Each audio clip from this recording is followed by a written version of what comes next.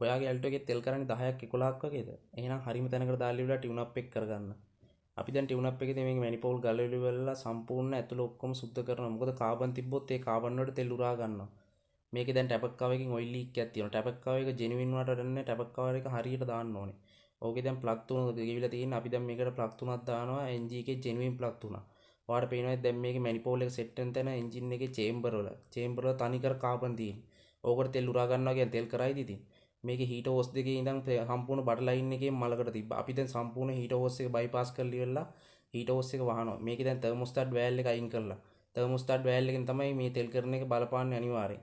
තෙල් කරනවා නම් තර්මෝස්ටාට් වෑල් එක තියෙන්න ඕනේ. මේකේ පේනවනේ ඔයාලට බඩ ලයින් ඔක්කොම කර වෙලා ඉවරලා වතුර කටවල වල තනිකඩ මලකට. තර්මෝස්ටාට් වෑල් එක හිර වෙලා තිබ්බේ මලකට වලට. එහෙනම් ඔයත් කැමති නැද්ද ඔයාගේ වාහනේ තෙල් 14ක් 15ක් කරනවට? එහෙනම් දැම්ම කතා කරන්න. D-Tech Motors Malambe.